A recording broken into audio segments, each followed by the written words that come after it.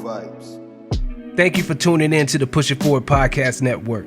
I'm your humbled executive producer, Harut, and this is the Cosmic Convos podcast. On Cosmic Convos, Brother Rod and myself gets into how to utilize sidereal astrology as a powerful organizing tool for your life. Whether you're talking about starting a family, getting married, raising children, starting a business, going into a new career, what career you need to choose, and a whole host of other topics relevant to everyone's life. All right. Make sure you check us out on Patreon, where we release exclusive content to all of our patrons, and you get the opportunity to directly interact with us and ask questions and even help us determine the shows that we cover on our weekly podcast. All right. Thank you for tuning in and enjoy.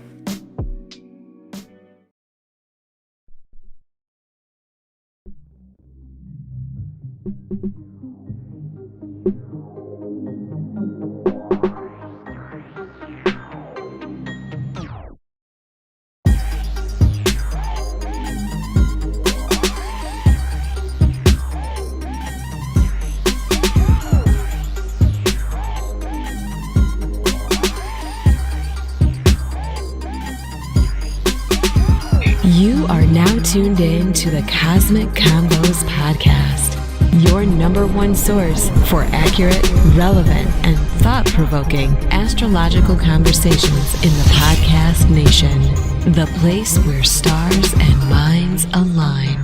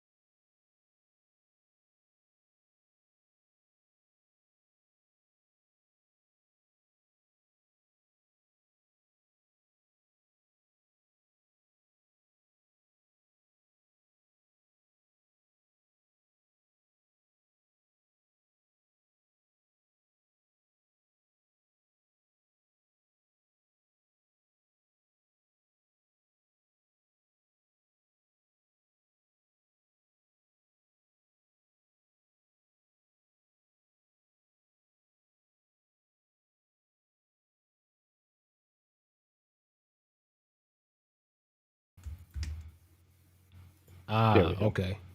We're good. Boom. Indeed. I wonder if everybody could hear everything. If you're in the chat, let me know if you heard everything I said before. I think we can hear you, it's just we couldn't see you. Okay. All right, dig that. Apologies for that. Apologies for that. So yeah, with everything, make sure. Yeah, that's why it wasn't working because you see, I was hitting the thing and I was like, "What happened?" So yeah, make sure you like and subscribe to this channel and hit that notification bell. All right, so we got it in there this time. Appreciate that, Rock. All right, little technical things or whatnot, but we're here. This is episode 16. A lot of people been all in the comments, requesting this show and different things and stuff like that. So we're definitely going to give it to you right now. Before we go into that, I do want to let you guys know, check out some of the other content that we got going on out there, man. Start doing these reactions or whatnot. So check that out. Some interesting things and stuff like that going on with that. So definitely make sure you tune into that and subscribe to the other channels. Subscribe to Raw channel and hit Raw up on his website. Some people been hitting us up on Instagram. Some people been reaching out to you, Raw. Yeah, they've been getting at me, brother. It's working. Definitely in play. Indeed. So definitely get up with Ra. Go to kalaparusha.com. Excellent web, kalaparusha.astrology.com. And definitely get up with Ra so you can get them classes, get them consultations, and, the whole nine or whatnot. But, moving into today's episode, I know we didn't take 2 weeks off. We had stuff posted, but we haven't done this show in about 2 weeks and stuff like that, just navigating everything. But a lot of people's been requesting this, especially since we did an episode on this gentleman. I think, what was it, last year we did this episode, Ra? Yeah, it was last year. Yeah, so last year we did cover them and stuff like that. And, oftentimes, especially with public facing people, we discover that, their birth data might not be as accurate. A lot of people, may fudge a couple years or something like that on their, actual, age or, year of birth and stuff like that. So it's happened. I think I was telling you, Ra, we've seen the same thing with Master P, right? Master P got two ages. He got a rapper age and his real age, right? Yeah. There's just a lot of conjecture when you have famous people out there that have, several things going on at once, but it always ends up showing up at some point. Indeed. So, with that, we were going to do it anyway, but even with us, getting a more accurate actual date of time, forget about the time of birth, but the date of birth, we definitely had to come back and do this again. So we're going to cover the good brother and, much, condolences to him and his family and everything like that, to the brother Kevin Samuels and whatnot.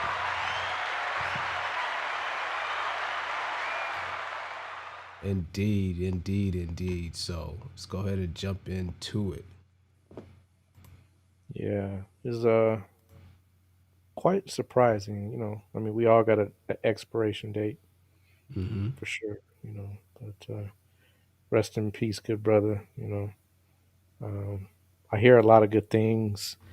I've heard a lot of good things about him behind the scenes versus what we see on the screen.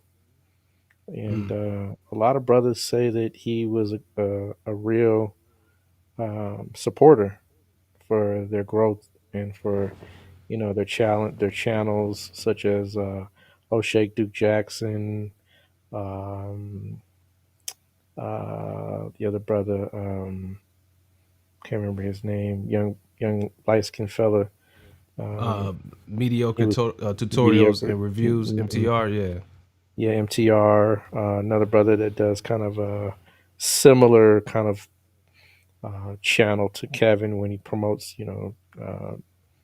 dressing and cologne and style. And that fact, he said they were pretty close as well. So everyone that I've heard from so far has definitely had good things to say about the brother from behind the scenes, right? Um, on the other side of the camera, it's always a presentation, it's always a persona. So what you see, you don't necessarily know. But that's the beauty of astrology, is that it gives us the ability to see inside of people's reality and go beyond what we think we know, and kind of understand what the person really is at heart. And a lot of people would say, Kevin Samuels wasn't an advocate for black women, and I could see why, right? I could see what the perception would be, but the chart will reveal a great deal of information with regards to how someone is with women in general. In fact, we were just covering some of those topics in my neophyte class this week about the differences in how men interact with women in their chart. And so Kevin Samuels is no exception to the rule. We can always see what the real intent is, what the real modus operandi is behind how they view and how they perceive women. And when we show you the chart today, you will see that Kevin is not a woman hater. He's just not, right? Um, in fact, it's the very opposite in reality. And there's an old adage, you know, you can always know how a man is with a woman by how he treats his mother, right? Right. Um, you know, that's the truth, 9 times out of 10.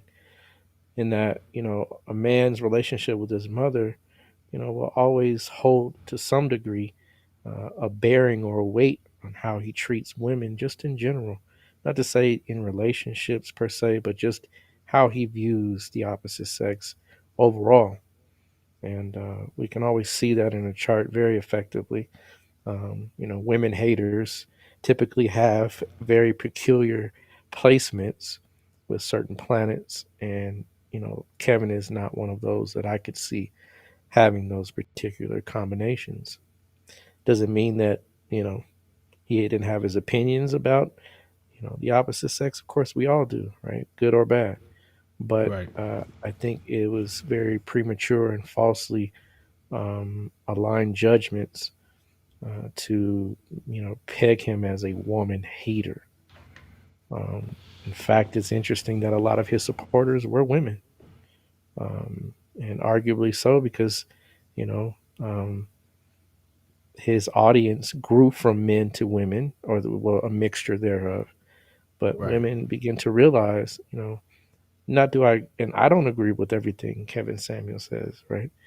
I just Right. don't. I mean, it's just the nature of humans that I'm going to disagree with something that may be presented as a postulation around his spirituality, his religious preference, and so forth. But that doesn't necessarily mean that I view him as someone that is um, an antagonist to Africans in America. Right. And I think we just get to a point where we become so polarized just because American society has polarized the black community. And, when we read the really Willie Lynch letters, right? One of the ploys was, and I know people conjectures that it wasn't real or what have you, but even if it wasn't necessarily real, the tactics that were used were witnessed, right, and observed, so that whatever in hindsight was written was actually done. Um, and it's always to keep one against the other, young Right. against the old, right, the lighter skin against the darker skin, and of course men against women. Yeah. And That's the big one. that's the one we are at now, right? With Right. you know, um, it's never been a real problem in reality with regards to the black man and the black woman. Of course, men and women have always had their segues, barbershop talk, right? The salon talk, right? Um, you know, different lodges. You have Eastern Stars, you have Freemasons. Uh, we never necessarily were at war with one another. The War of the Roses is not something that really plagued the African American community, but now, because we become fully immersed in this culture, fully wound up and put a battery in our battery's been put in our back, we have participated in what is not our real problem. We've always known that Big Mama and women have played a major backbone in the role of the black community. Right. Rosa Parks, she's one of the head, the spear tips of the so-called civil rights movement. Notice I said so-called, right? Because I don't necessarily agree with that approach, but that's Go neither check here out. nor there. By the Um, way, speaking of that, go check out the First We Build podcast. Did an episode, went through the whole civil rights bill. I remember that. Uh, I it remember went through that. the whole civil Excellent rights show. Yeah, bill. So check so that out, definitely go y'all. check that That out. was a great show. Great show. But you know, we come here to this particular crossroad, and that here we are, where we have these kind of disparaging views of one another. That men are, what do you call it? Toxic, have toxic masculinity. And Kevin Samuels was supposedly, purportedly, the Poster picture child. boy, right, for toxic masculinity. And some of these things are Misogynistic. just furthest from the truth. Did he say things that I perceived as a little as based on more than the materialistic side or the physical side? Yes, yes, but doesn't mean it's not true. Women are to be valued in all their spectrums, from their intellect to their maternal side to their physical beauty as well, Well, and their he was a, ability to bring in revenue also, right? That's not something that I grew up he, in a household where you know it wasn't bringing home the bacon and frying it up. It was a whole different conversation, and I've always respected black women from that perspective from the beginning. But being a black man, I also have to understand the other side of the equation. And it's healthy to have these talks, it's healthy to have these dialogues. But there's a point in which we have to realize that we are not and have not been a part of this society in full bloom, except for the last, 30 plus years. I mean, when I say 30 plus, you have to consider the 70s was an experiment to see right. how um, what would happen when certain things began to play out. And after that, right, from the 80s on up, that's when we can really see the change in our integration into this culture. So, you know, Well, it's not our bag, you know, right. Well, one it's one not. thing you said, you talked about, like, just kind of his disposition of, maybe talk about some more superficial things. But I think one thing we had to keep in mind is that he was an image consultant. So Absolutely. that he was in the business of talking about what, like, people see your appearance, what, you know what I mean, and stuff Absolutely. like that. You know, Absolutely. and then to that point about what you brought up about, be able to function full bloom in this country, shoot, since the 70s or whatever. The interesting thing about that is that since that point, since integration, black men haven't been a prominent presence in our community since integration. That's So right. that's something to keep in mind as well. Since we've been integrated into the society, black men have not been leaders in our community. Prior to civil rights, we were. So And in fact, during that movement, we were the spear tip. yeah, We can go down exactly. the list, a line of black men that were the spear tip: Kwame Ture, Malcolm X, Marcus Garvey. I mean, Um, we paid the iron price. We I paid the mean, iron we were price the for spear it. tip. Yeah, I mean, Malcolm X, Medgar Evers, come Martin on. Luther King. We paid those people died. They got killed. They paid the iron price for it. So we forget very quickly, Yeah, right? We have an amnesia when it comes to our our race, and we forget very absolutely. things that black men have been nailed to the cross. In fact, J. Edgar Hoover and his COINTELPRO famous quote with that there would never be a black messiah to Right. arise to effectuate change in the black community. And so this is not, when we have these conversations, we have to keep the context of the totality of our sojourn here in America. And that's where I did somewhat segue from um, And he was right when we even talked about. I mean, Kevin Samuels was right even talking about, pre 60s, black men and women were married. I mean, that was unheard. It's almost unheard of to not, be looking for marriage and to, bond with each other to create, a community and a family. So, this is what I'm saying is that since we've been integrated into the society, we have definitely been hoodwinked and, fooled into buying into the propaganda that, you know those that are had and have been a part of the society, have had these issues. The thing about it is, even in the so-called quote unquote civil rights movement, women's rights, right, were put right along with, right, civil rights. And so, not to say that women's rights don't matter. That's not even the case in the least. But I'm saying that in order to try to take away the momentum and the conversation around, really having a change in the African American community, that energy was siphoned off.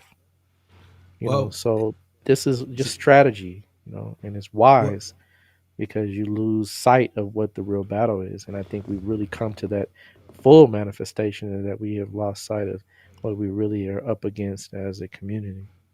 well, one thing about that is that, and I go over this in this episode or whatnot, not in this episode, but on the First Rebuild podcast, the words black, African, African American, Negro don't even appear in the Civil Rights Bill. Exactly. They They don't sure even don't. appear, Mhm. not at all, or whatnot. And also, I hate to keep plugging it, but I mean, it's just hitting. I got is another episode where I say, are we fighting the wrong fight? And it's this old report, man, and you might have seen this, because it was before I was born. I think this one, probably aired in like 1985. It was a CBS report where they go in Newark or whatnot, and the guy is interviewing a bunch of single parents and stuff like that. You know what I mean? It was like 80, 83 or something like that.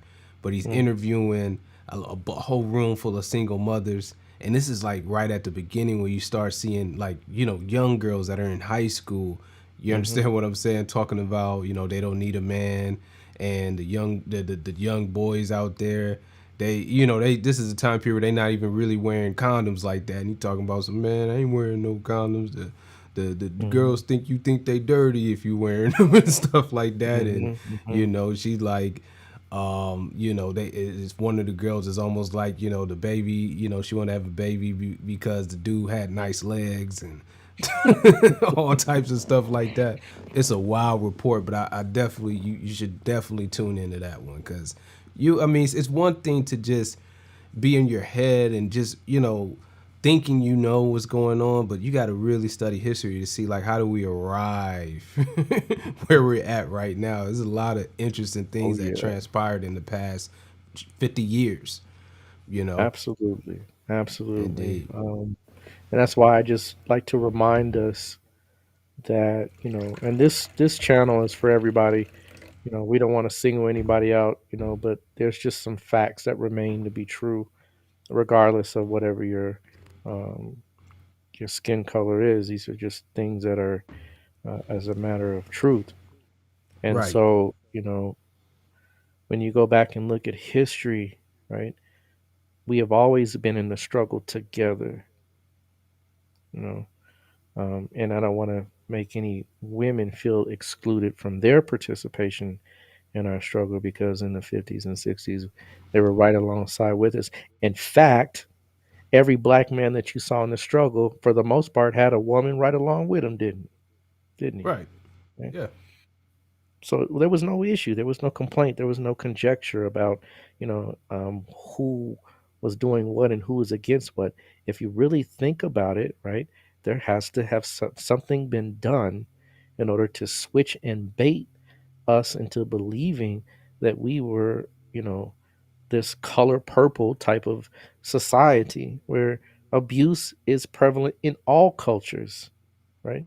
Absolutely. That's just not a African American thing. You think, in fact, if that were the case, we wouldn't even have a conversation about women's suffrage. if every culture was equal in regards to how their women are treated. But the one thing that we can state as African culture has always had a prominent place and a role in society and in government for the woman as far as African um, perspectives and spirituality is concerned. You know, in the Yoruba, West Africa, all the way back to ancient times in Kemet, right? Women were empowered. That Right. wasn't some issue that we had. So we got to stop and think about for the last 30 years, what have we been accustomed to in order to ingest this idea that we are against each other and that we are at odds. This is not something that is a reality. And in fact, I mean, I hate to say it this way, but you know, you can't get any higher than your woman, but your woman can't get any higher than the man. So it goes hand in hand. We just have now been accustomed to seeing what we call um, the welfare project, the welfare system being placed in that before the welfare system, we didn't have any real issues with, you know, making sure that the family was fed. Why now, since the welfare system's been in place, do we have this disparaging, um, quote unquote, issue with black men taking care of their children? Well, Right. there's a systematic process to this, right? And not to say that it's the fault of anyone or any system, because we all have a choice, but at the same time, there is a game at play, and you have to be wise enough to know how you're being played. So, You know, go ahead. we talked about it in our one episode, in the gender roles episode, right? Mm-hmm. And one thing that I've observed for sure, right? Because I think we were talking about like kind of like that fourth house, 10th house axis, right? And there's even like a crew of people out there that like criticizes the civil rights movement for being misogynistic because the women wasn't out front, right? Right. But Mm-hmm. the thing is that fourth house, 10th house are both are equally important. You understand? The home life and the outer world, the out front world, the career, they are equal. They don't happen without each other or No, they don't. whatnot. But in the past we understood that. And I think part of the problem is that Western culture in the past 50 years, intentionally or whatever, I don't know, I don't know how, but they've devalued the home life. They've Absolutely. devalued the domestic life. So now the women don't value it. You understand what I'm saying? So that's why they think the importance is being out front.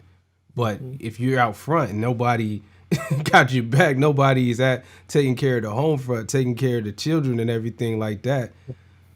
Mm-hmm. You know what I mean? It almost doesn't mean anything. You you know, know? um, what has happened is, and this is some things that have run concurrent and simultaneous to one another, is the post-industrial revolution. Um, you know, when before you had, I mean, you got to understand the context of society. We are just now getting rid of daylight savings time, right? Daylight Right, savings time was instituted because of the culture that was around farming, right. right? And you had to have enough hours in order to till and to harvest the land. Well, since we've, no longer in that, we have farms that are now done, farming is done primarily by machines. Since we've left the factories even. Right? No one works, factory work is almost unheard of. I mean, you have whole cities and, communities that just vanished overnight in Detroit and Gary, I'm from Indiana. one. Lorraine, I'm Uh, from one. I'm from Steel City, Lorraine, Ohio. right. That's when you could have a black man or a man, just period, right? I don't want to make it color bound, but You could have a man with a sixth grade to eighth grade education go out and get a job at a factory and make a decent income and take care of his family with some dignity and pride. Well, Get a new now caddy. since we've Get a new caddy every year. You know what I'm yeah, saying? Get a new Cadillac every year. Get the, summer vacations and, 3, 4 kids and, you know, exactly, wife stay at exactly. home. Put your kids through college, right? Right. But since we've left that, and then in the intermediate sense have adopted the nuclear family concept, which now even that is now going right. You don't hear about the nuclear family as much as you used to. When you look at commercials, when you look at media, entertainment, right? It's becoming a passe model, right? Mm-hmm. As far as the nuclear family, now it's a single parent family or a same sex parent family. And those dynamics switch things in a way and such that now the conversation about child rearing is now even to the point where, I mean, I hate to say it, but the state is really who rears your child. It's no longer the woman or the family as a support mechanism. I mean, when I was growing up, it was a village raises a child. Right. Now you can't even have the village raise a child. If you touch my child around the corner and up the street, right, you're considered an abuser, or someone that is could potentially be facing charges, right? Right. So it's changed, right? And we come from that culture and that context, and now we're vastly alien to really having an understanding of how real community and real family works.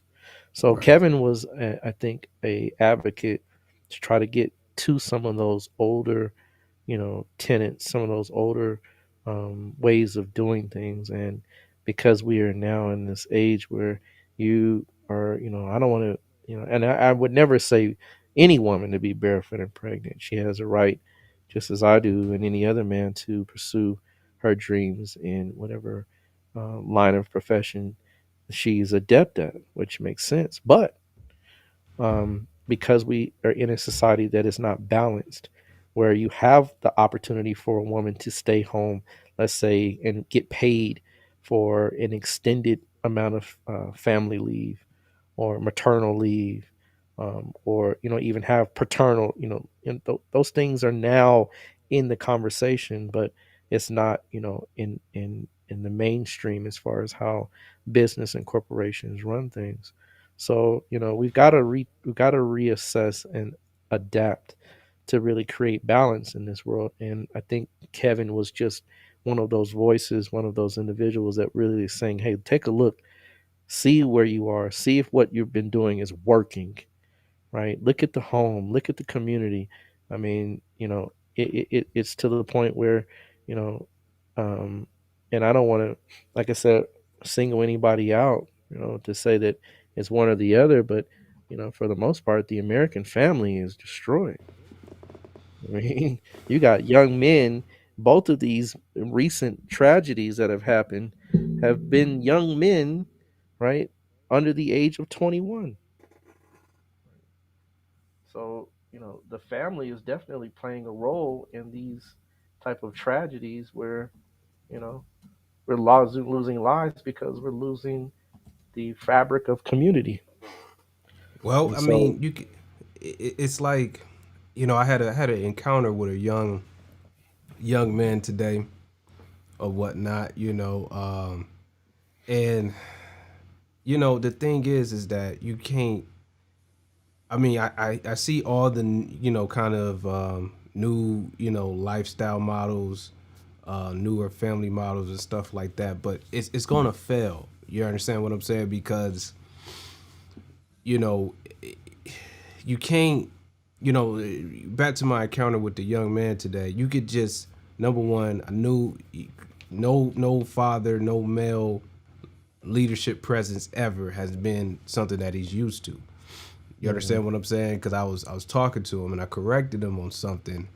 I was at my day job correcting him on something, and you could just tell by his reaction that he's not used to a mm-mm, man giving them direction That's or an whatnot. estrangement. That's You weird. That's you're out of pocket. Who are you? Right? You're not right, my daddy. You don't know ex- me. You exactly. know.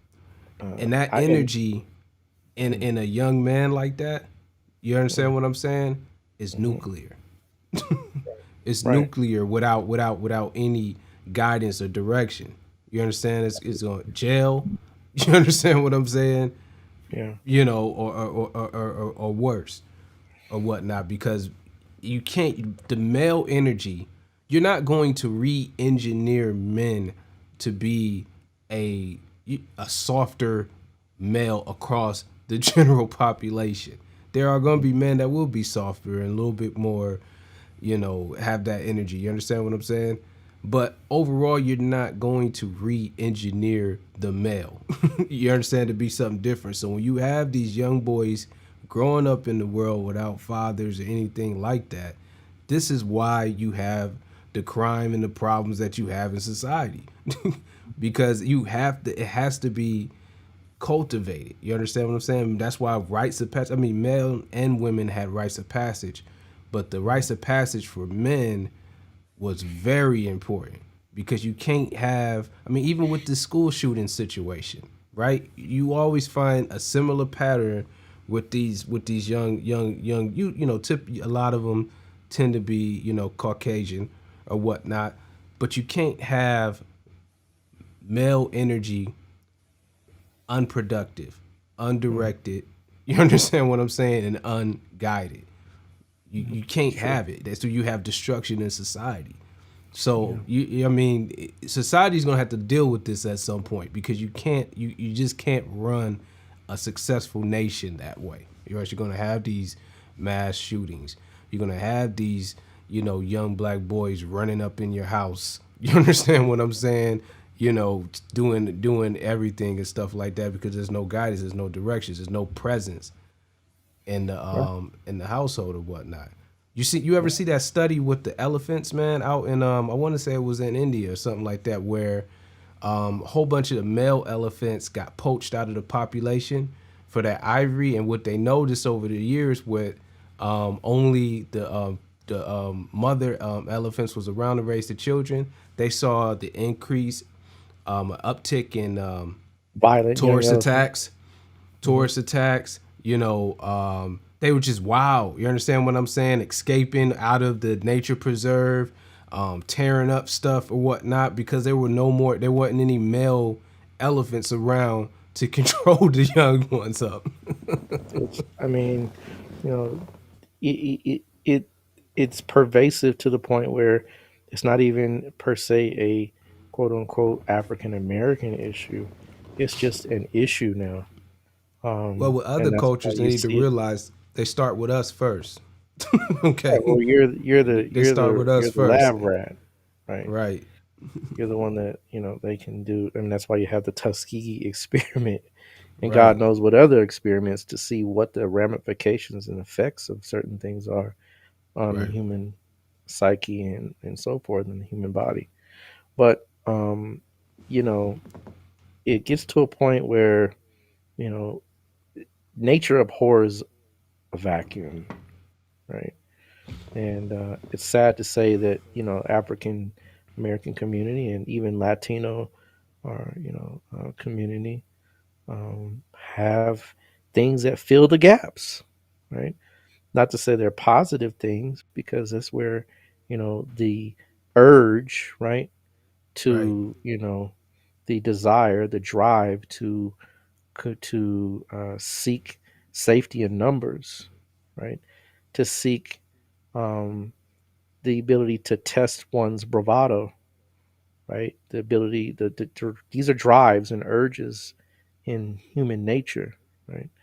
Where you have these drives, if these drives are not curved or guided, they become misguided, misdirected, and that energy then feeds upon itself. And that's why we have the gang cultures in, right, in not only in African American, but in, like I said, in Latino community as well. Now, even Asian communities, right, are being perplexed by gang warfare and gang life. So And this is just the fallout when you are adopting a model where you remove, these structures that are in place, the ancient structures, in order to vie for ones that are quote unquote modern.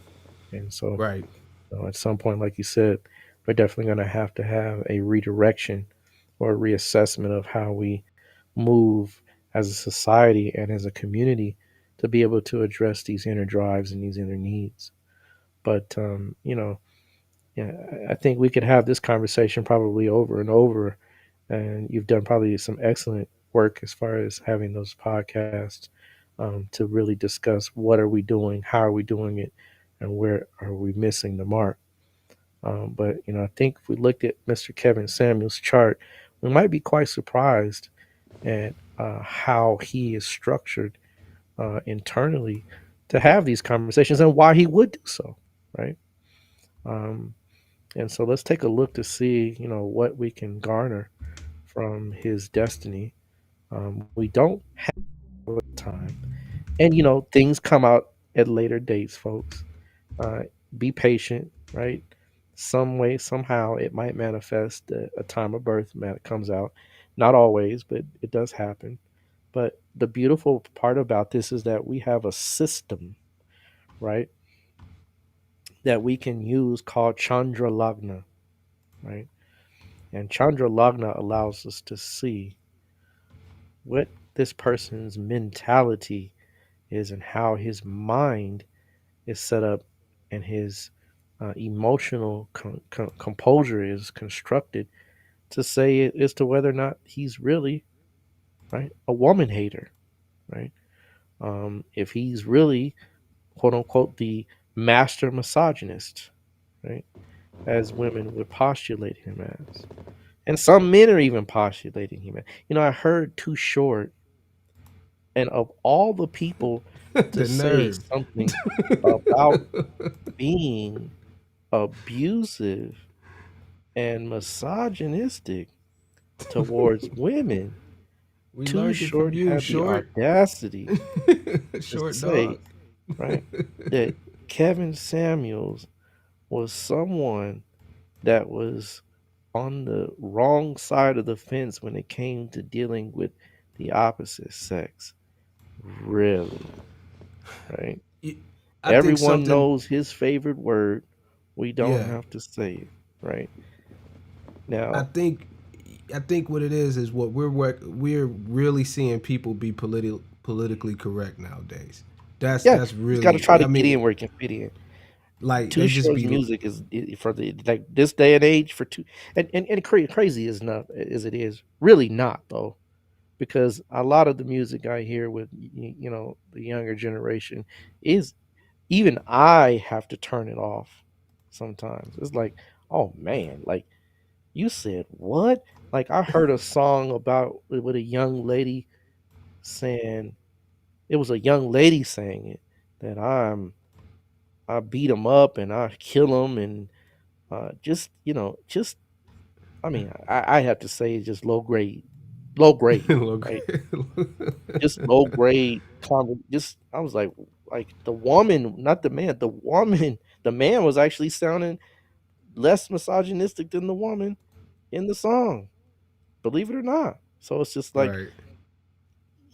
what I mean? It's just we've gotten to that point, right, where we have lost sight of, right, our youth have lost sight of, how to, conduct themselves in a manner that would behoove us to at least keep our sensibilities and our composure in the hip hop world. But this is all Right. by design anyway, right?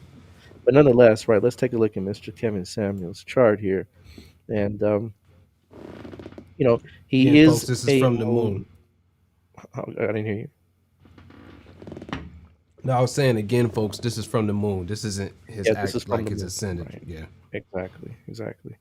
Um, so his moon is in Cancer, and it's a solid Cancer, right? If you go back in time, it's going to stay in Cancer, right? If you go forward in time, so for the whole day, that 13 degrees 20 minutes resides in Cancer. So we can veritably say with some confidence, or with a lot of confidence, that his moon is in Cancer. And you know, the one thing that you always look to in a chart, and I think we have talked about it in the previous episode where we talked about male and female gender roles. The Right. moon, right, is for a man, right?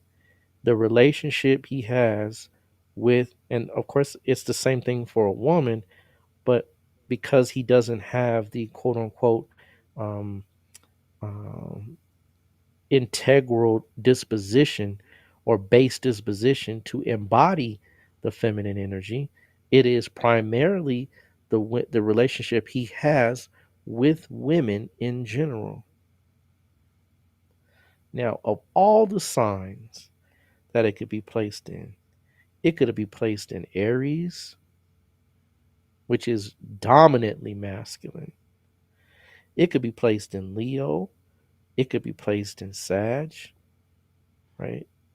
It can be placed in all those fire signs that we did, a show on not too long ago, right? Right.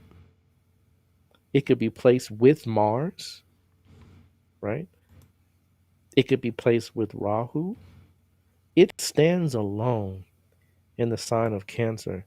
And not only that, it's pretty well situated in what we call the nakshatra, or the asterism of Pushya, which is symbolized by what we call the teat of a cow, right? Or the cow's udder, which is the softest and most maternal aspect of the cow you can think of.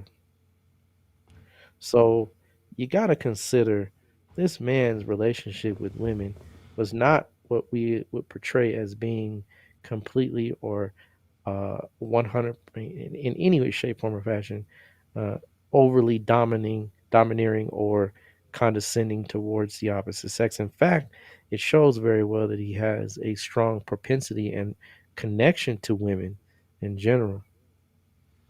Well, you You know, saw it, and he did a little live with what's her name, Nicki Minaj.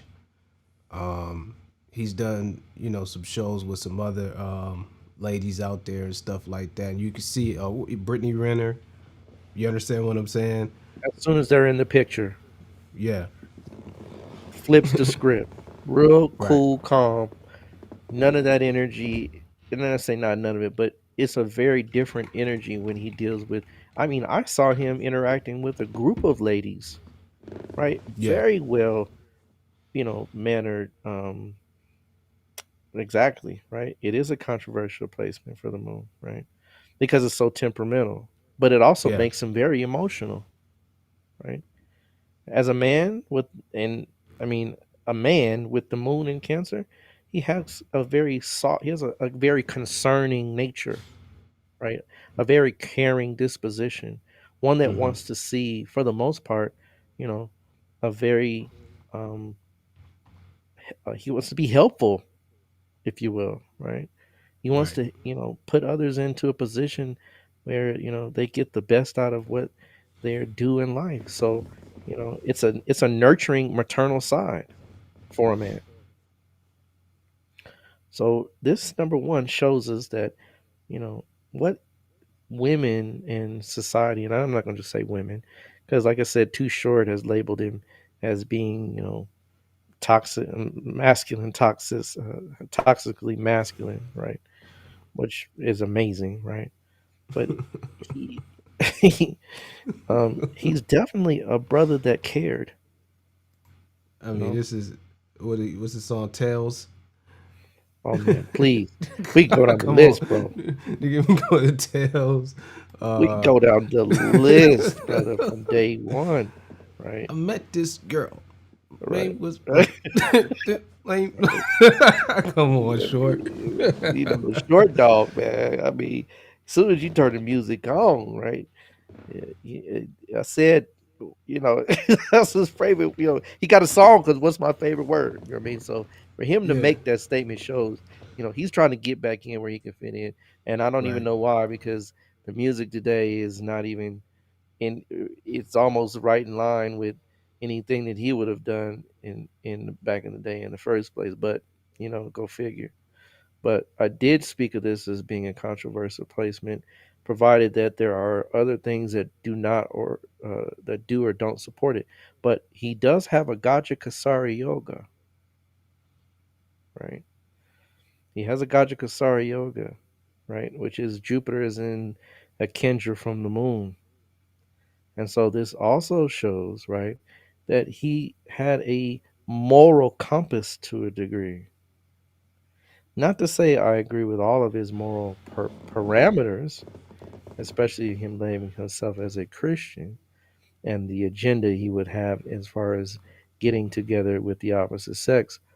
But he does have a sense of understanding the need for having a moralistic or at least a um, generally healthy way of dealing with each other from a righteous point of view.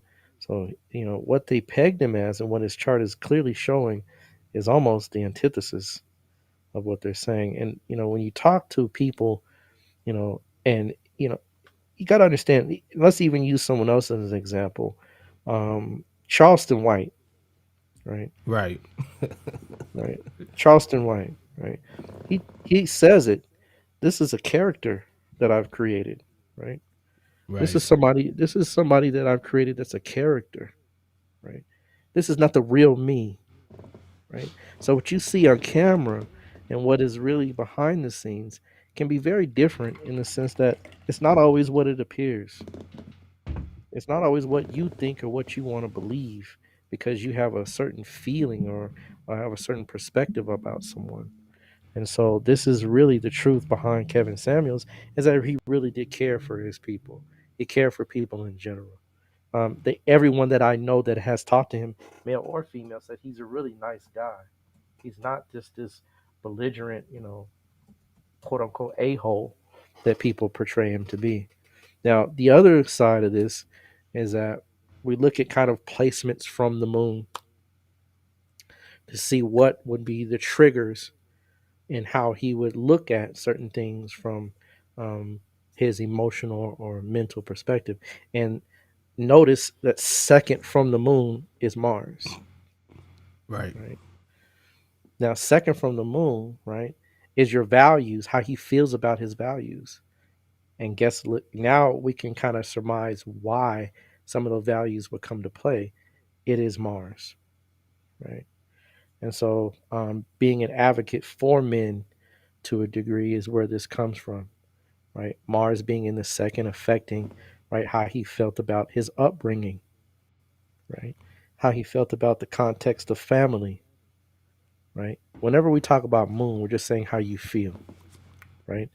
It's not Right. in reality per se, but remember, part of your reality is what your mental makeup is part of your reality. It's how you integrate with your world, right? Um, and so, can I shut the beach lane? Use not necessarily, no. Um, not really in the eighth house. Good question, Isaac. But no, not necessarily. And we'll talk about what that eighth house is, in fact, to his moon, but to the second house where Mars is, right? You know, that's why he came off in the way in his tone. You see what I mean, right? Yeah. His tone, right? His tone was very harsh. You know, it's very direct. It's very to the point. And not only that, Mars in Leo is one of those also integral placements that shows the masculine side where he has that type of leadership quality, right? Mars in Leo produces what you call a man's man, right? The Mars in Leo energy wants to make sure that he protects the home, that he espouses the energy or fights for the energy of being someone that has a kind of over um, guarding right his family, right. So you got to consider this, right. That's why he would come off. When people feel him, you're feeling the moon, and you're feeling that Mars in a second and saying, "Gosh, why does he have to say it in that way, or why does he have to put it that way?" Well, that's because Mars in that Leo in the second from the moon is going to tell you, especially considering women, moon, Yeah. how it is. Right. So this is a beautiful science, and that we can see a lot, right, in regards to how this is set up. And in his early childhood, there's a possibility that he didn't have the um, moral support from men. So you always go two ways: either a overcompensation or a lack thereof. And Kevin went to the side of trying to compensate for those things. So in this day and age, when he could have a voice, second house, right? He was going to definitely bring the fact that, hey, men need to, and let me tell you this. Now, I don't know if y'all watched the shows, because I watched fairly good amount. In fact, my good brother here is the one that even put me on game, right, about Kevin, right? I didn't even know who Kevin was until my good brother here mentioned him, his podcast. But he on the when it comes to men, he went in even harder. I don't know if you saw that, good brother, but he Oh went yeah, in yeah, yeah. harder on men, right? Yeah, absolutely. Right. So Absolutely. so don't think that women had it. It's like this lightweight type of just way out. He was a lot softer to the women than he was to the men, right? And that's that Mars in the second house in Leo from the moon, second house from the moon as well. So this is a typical way that this placement will play out, and that he's gonna be kind of like the father figure as far as his manliness is concerned, because Leo is the fatherly figure, and Mars is the typical disposition for a man in his chart. So if you want to see how a man is, many times, not always, but many times, you can look to Mars to see how that person's going to play it out. And in masculine signs, it keeps a lot of its integrity, right? So, this is to show that Mars embodies that manhood for him, right? In Leo. And he felt that this is part of his value system, and felt that it was needed to bring that to the table, because either one, a lack thereof, or because to a recognition of the importance of it in his life, and maybe what was missing at some point.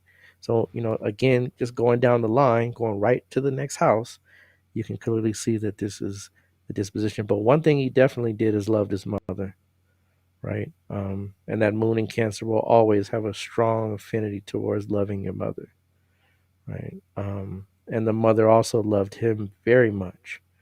I believe, if I'm correct, he bought her a house, right? And took care of her. So, goes to show that, you know, despite whatever we may paint him as, he definitely took care of home, right? In regards to his mother. Um, the next piece that we look at here, and we kind of just jump around all the way, and my good brother, which is one of a very powerful student I have here in the building, Raab, right? He pointed out the eighth house and the placements in the nakshatra Shastabisha for one of the placements in the eighth from the moon. Now, the eighth from the moon, right, shows us what will change or transform or recapitulate or adjust the mind. What will literally be the kind of um, alignment, and the kind of folding inside out of the mind. What those things, what does that for that individual? And Right. you know, one of the things is, I can tell you this: he didn't have his father figure in the home. Sun in the eighth from the moon, right? Shows the relationship between the mother and the father to a great degree. And so, because of this particular distancing, estrangement, which is Aquarius, right? Aquarius can be estrangement, can be a rebel, or someone that was, distanced or not fully in play, right? Well, he said he didn't know his father. He That know of them, but he didn't know them. exactly, Yeah. exactly, right. Estrangement, right. Mm-hmm. Um, you know, that shows that there was a frustration there, right? Because the feelings towards the father, right? The feelings towards not having the support from the masculine side. Now he himself, right, definitely had that kind of, you know, uh, desire to, you know, emulate manhood, right? But you can get, and I'm not saying this about Cancer or anything like that in the sense of, you know, femininity, but Moon and Cancer, he did have a It's he emotional. did he had an emotional side to him. You know what I mean? Like you can sense there was a sensitivity about him. Let me say that, right? It I've was a seen him little bit tear more up on sensitive. camera before. I'm sorry, I can hear you. I've seen him tear up on camera before. Exactly. Right. The Mars kind of fought with it and controlled it, but that Yeah. Moon in Cancer definitely, you know, it was there. I mean, Yeah. you got to consider the brother was, you know, well dressed, very well put together, had colognes I had never heard of, right? And probably would never buy because of the cost of those types of colognes. But I mean, the well being self nurturing is what I'm saying, right? Yeah. Self soothing is Moon in Cancer as well. So the eighth from the Moon, the Sun, is one of those trigger. Is a trigger point, right? Is a point that would switch the conversation, would switch his feelings, would change the modality, change the mood, right? Eighth is houses change. Moon is mood. So what changes the mood? What changes the mind is how he feels about his father. The other thing we have Venus, right? Venus is there. Now, interestingly enough, right? Venus is what we consider combust. This is not an uncommon feature in charts, people, right? Because Venus can never be more than 48 degrees from the sun anyway. Right. But Venus being combust definitely showed some contention or some frustration with relationships, right? With being able to trust, right?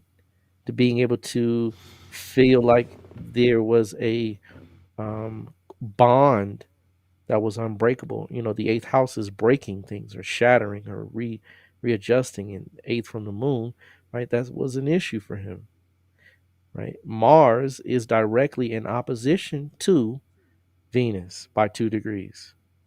Well, no, I'm sorry, about 4 degrees, right? So that Mars in opposition to Venus also can show some frustration with the opposite sex. So this is what I'm trying to give you a good, clear conception of someone's inner nature, because you know Mars in opposition to Venus can be the seesaw between, you know, the frustration of having this masculine, you know, energy in Leo, but having Venus as a trigger point for having possibly been hurt in the past from a long-term committed union. And so, because of that, and seeing possibly where we may have, or he may have even gone wrong, this is where a lot of the conversations would stem from, in that change that is triggered by what we consider relationships and long term committed unions. Now, Saturn is also there, right?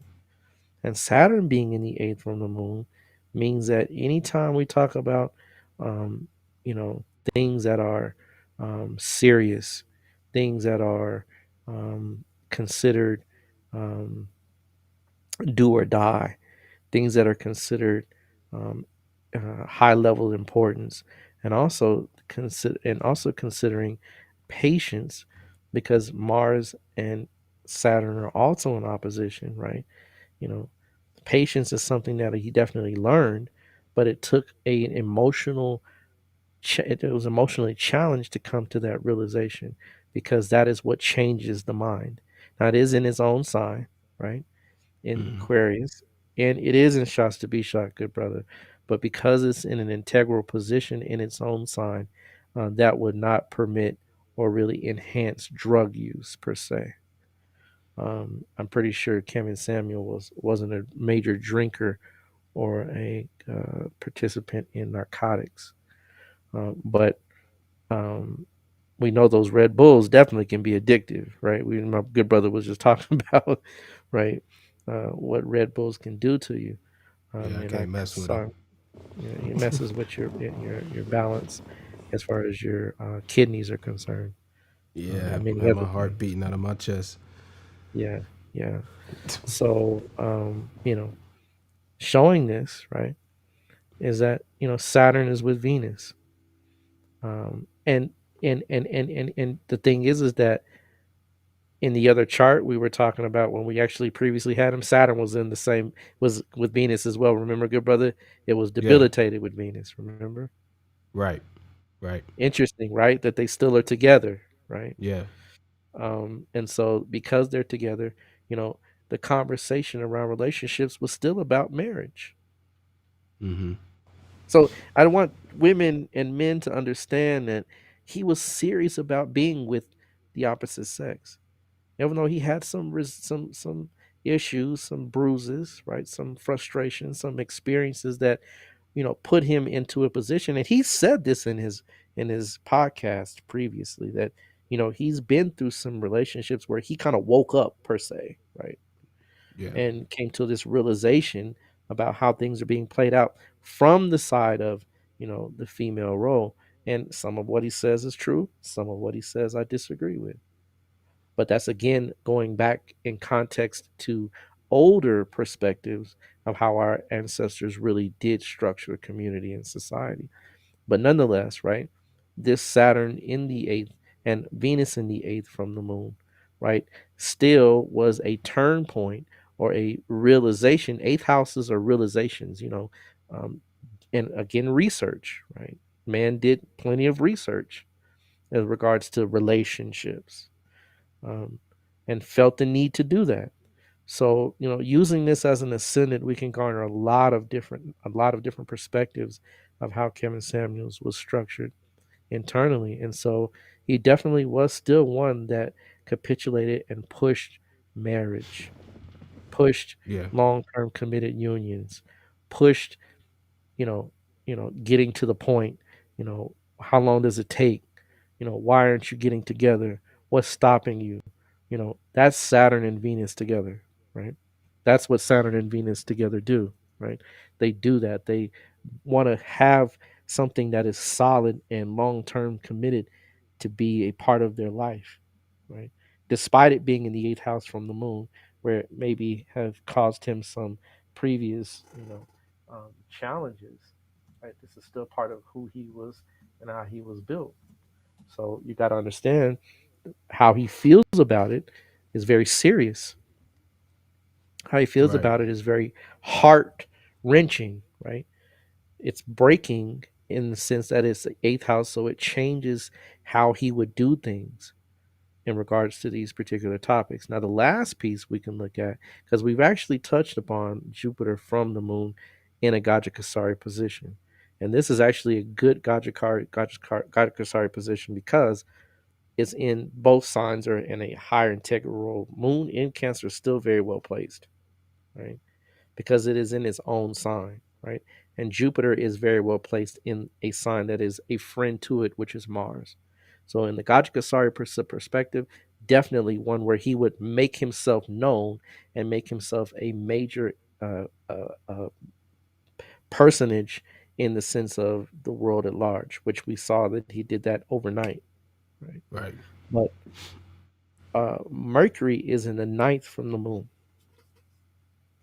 And, Mercury in the ninth from the moon does definitely show one that is strategic in their thinking, right? Strategic in how they feel they need to approach certain matters. And Mercury is also boiling it down, not to truth, but the facts, data, and statistics, right? right, And that's where he hit home a lot. A lot of people just can't argue statistics, but statistics doesn't mean truth; it just means facts, right. right? Conclude. You And have the conclusions. Like you can read a scientific, research.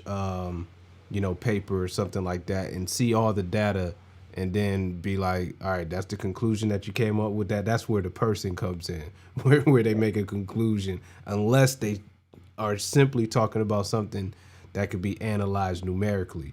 But if it's anything outside of that, that's where it kind of, Right.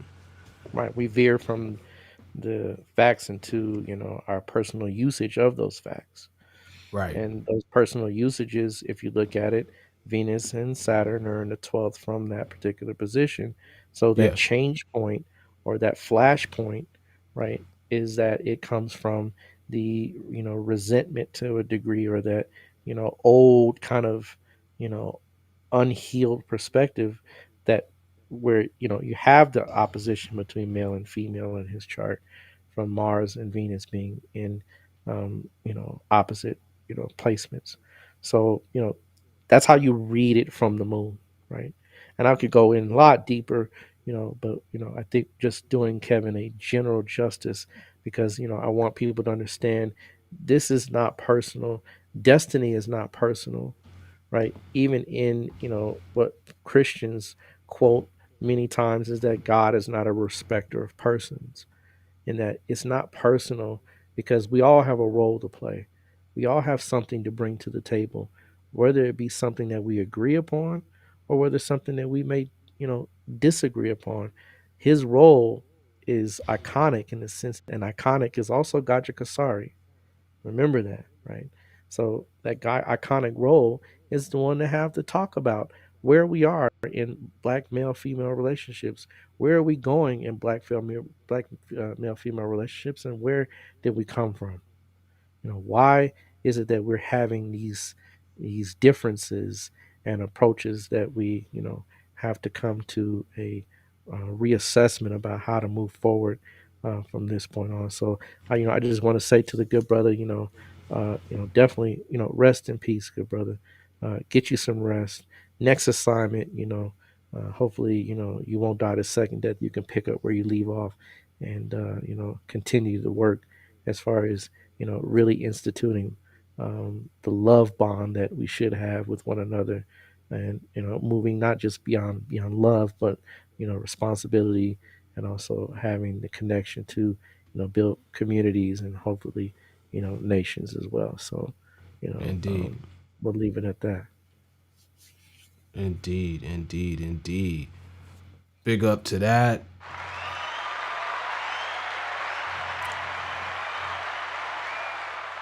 Did want to mention why you here, just for just a, kind of what we were talking about. How do we feel about his actual ascendant? What as far as just Yeah, where we're gauging that at. you know um, It's tough. it's a rough one. Yeah. um, we were kind of toggling and juggling between Capricorn and Aquarius. And interestingly enough, right, just to kind of even mention about what we have, is that K2 definitely still hit, you know, was riding up on the fourth from the moon, right? Um, and that fourth from the moon is how you feel about things, or how you process or integrate your emotions, or what satiates your emotions. And so he definitely felt unsatiated or incomplete in many ways, right? Regarding that moon, that K2 transit from the moon. But in looking at it from a physiological or a actual standpoint of Aries, I mean, excuse me, as far as Capricorn, that Capricorn seems to fit a little better than what we were talking about, because we went back and forth between Aquarius and Capricorn, right?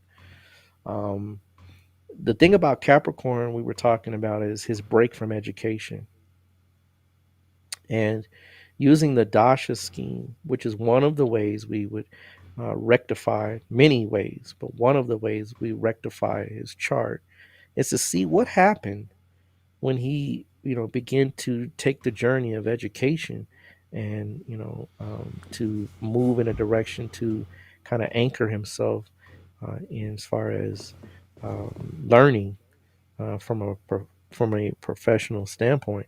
And Mercury in Capricorn's ascendant is in the third house, right?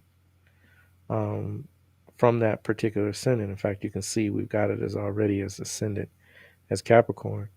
So as soon as he flips it, we'll see, right, that looking at it from that perspective, when you look at the dasha scheme, right, Mercury hidden is in the 80s. And if you kind of understand age and context, how to use this thing, because dashas are always, showing us what happens, but it's always age specific. So, at 18 to 21 is generally the time frame when individuals begin their higher, or not to say higher education, but their collegiate, journey. And I was gonna say, we were even talking about that, Rob. We were talking about what it would be. We definitely got him in Megashira, right? I mean, in not Megashira. Oh, you got Megashira.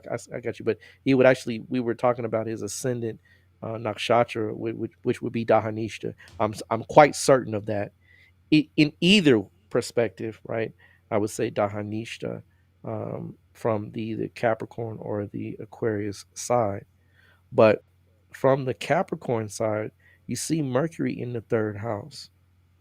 Mercury would have ran its course again, depending on the time, because we don't have a solid, right in the early 80s, 80, 81 ish, right, is when that Dasha would begin. Now, Right. he would have been right around, right, in his early 20s, right, at that point. And if we recall correctly, right, he says that he canceled or stopped, or his educational um, journey was stopped because of illness, because of cancer. Right. Well, a secret to know in this system is that one of the ways we look at things is, of course, called Bhavam, which is the house derivative system. In the house derivative system, fourth house is education, right? So the fourth house shows us that, this is where you begin to, you know, liberate yourself, right, from the home. Moksha is liberation, right? You change your environment, right? You recapitulate, you're reborn, right? The fourth house is home, but it's also the rebirth from the home simultaneously through the process of education or higher learning, especially in the Western hemisphere. And you can see that at the age when this would have ran, Mercury would have been in the 12th from the 4th. Well, the 12th house from the 4th being the 3rd, Mercury being there, and Mercury is debilitated, it would have broken or segued or stopped the educational process. This is why I would peg it to be Capricorn more than I would any other, especially considering that Mercury is debilitated, right? And he had cancer, if I'm correct, and I know my good brother here said it was it uh, I think it lymphoma, was either Hodgkin, Hodgkin's or non-Hodgkin's lymphoma. right? If I remember correctly, he said it was somewhere in his chest, the chest Right. region, right? And the chest region would definitely put Mercury in that area of the body, right? Um, and so we would clearly see. I know it's not Sagittarius ascendant. The reason why I know is because the ascendant Lord would be in the fifth from the ascendant, You have more which would kids, probably. would have more children, and it Oh would have boy. more than likely finished education, right? In the sense of the word that it wouldn't have challenged or broken the process, because the Oh yeah, fifth Lord, especially fifth Lord Jupiter would in have been that in the fifth. fifth, Yeah. and that would have supported him to complete it. Fifth house is going to help you complete something because it becomes part of your destiny. Fifth Right. house is past life, purva punya, but it's also something that supports you or literally triangulates your existence. And he himself would have been doing that So he would have completed his education. So because Jupiter is in the fourth house, right, he had the earnest drive to expand as far as education, but Mercury cut it short because Jupiter rules the third in the fourth, and Mercury is in that debilitation zone. So this is where we kind of, wrestle with, between a couple of ascendants. His physiological type definitely supports Capricorn, right? Mm-hmm. His overall disposition, demeanor, character, right? It has a smoother kind of disposition. Aquarius could be there to some degree, just because he's a little quirky at first in his earlier years. You Mm-hmm. see Kevin Samuels; he's not as smooth as butter. He has some refinement about him. And I can't remember the fella that says that he kind of told Kevin to grow your gray out. And I mean, in fact, since my good brother Harut here introduced me to Kevin, he's changed, right? His whole, his setup changed, right? His whole arrangement changed. So, He um, inspired this setup. You know what I mean? When I like we was, I knew things could be done, but when I came across his setup, I mhm, was like, oh no, I gotta step my game up. You understand what I'm saying? I gotta put it together because I know how to do this. Why? You know what I mean? Because most everybody else was still just kind of getting by on doing their live streaming with the video and stuff like that, and people had really just started. A lot of people had just started doing more live streaming. You understand what I'm mhm, saying? Or whatnot, and we had just started doing video or right, whatnot. you're We had right. just we because we have been all audio for like what the first 3 seasons, I believe, Two and a or half. at I think least it was about most, two and a half. yeah, 2.5. So we had Mhm, just switched over to video, and right. then I found him just just YouTube just recommended it or Mhm. whatnot, and I checked it out and I was like, man, his setup is dope. You know what I'm He had a saying? cold. He Like, had a cold setup. Yeah. right. So I was like, man, let's switch it up. I know I can get this against this, and then within a couple weeks, here we are. You understand what I'm saying? Definitely. So Definitely. thank you, Yeah. definitely big ups to that. Yeah. Yeah. So he's in a Venus Dasha when he blew up, right? Venus rules the fifth. It's his Yoga Karaka. Even either way with Capricorn or Aquarius, but because Venus is in the second house, right? You blow up from speech, from talking, right? From I have another good brother friend of mine. His ascendant lord is in the second, and he's running a dasha, and he's does a lot of podcasts and things like that. So whenever you see that second house kind of lit up like that, they're gonna have a voice. They're gonna have something to say. They're gonna have something to kind of convey to the world. Albeit, he's also very close to his family as well, right? And the ascendant lord would be in the second house also, because of the combustion with Venus and Saturn. I mean, well, yeah, Saturn is combust as well, right? um, then you're going to have that kind of, and I'm going to tell you, one of the secrets that we can always look to in a chart is whenever Saturn and Sun are conjunct, there are many times issues with the father. That's just a given, right? In any house, right? But because Saturn has the power to crush Saturn, right? Then that means that at that point, it definitely would, if from birth, create issue, right? And of course, the ninth lord in the third house also would also support that as well. So, I'm really leaning towards Capricorn ascendant, very strong propensity, right? Jupiter in the fourth house, supporting the mother, Moon in the seventh, showing a relationship that, is very first marriage, right? May have been the one that really kind of triggered some things and put things in motion. And of course, the second marriage, which is the 11th, or which was just the second, right, also can be one to be looked upon as one that may have also created or contributed to a major, change in Kevin's life. So, we'll leave it at that, right? I think we kind Yeah. of, you know, we've given you some good things to consider.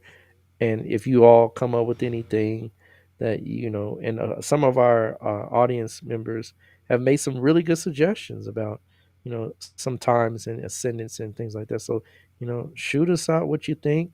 Let us know. We're always open ears to see what the audience and what our viewership has to say about what you think, because we always have the opportunity to learn.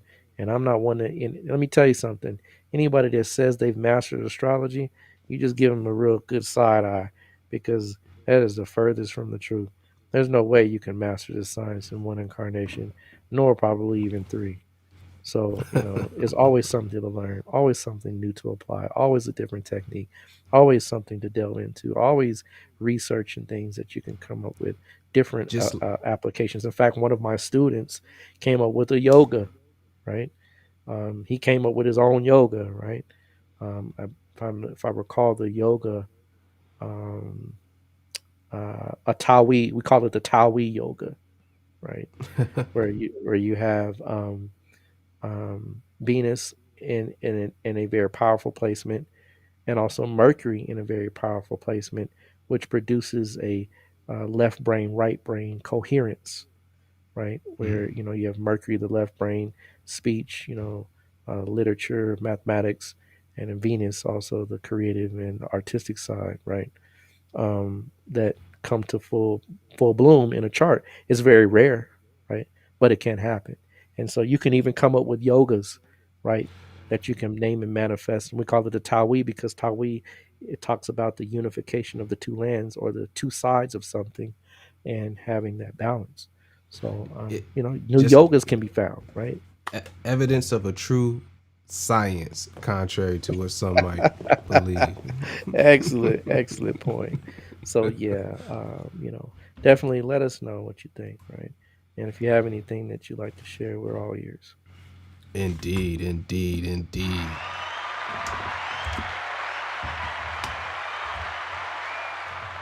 Indeed. So with that being said, thank you all for tuning in to this episode. Apologies for the little, rough patch at the beginning or whatnot. I didn't realize that the screen was blank at first, but we got it all together. So thank you all for letting me know. Rod, thank you for letting me know that or whatnot. You got you. But as usual, this episode is brought to you by Push It Forward Media Group, Caliprucia Astrology, and our good people over there on Patreon. Big up to y'all. And, one more good time before we leave. Make sure that you like and subscribe to this channel and hit that notification bell so you can see when we will be live. Got a lot of good content coming up and stuff like that. You're going to see this channel be very, very active. So definitely stay tuned. All right. All right. You got anything you want to say before we out? No. Till next time, same channel. Indeed. We're out. All right. Peace. Peace.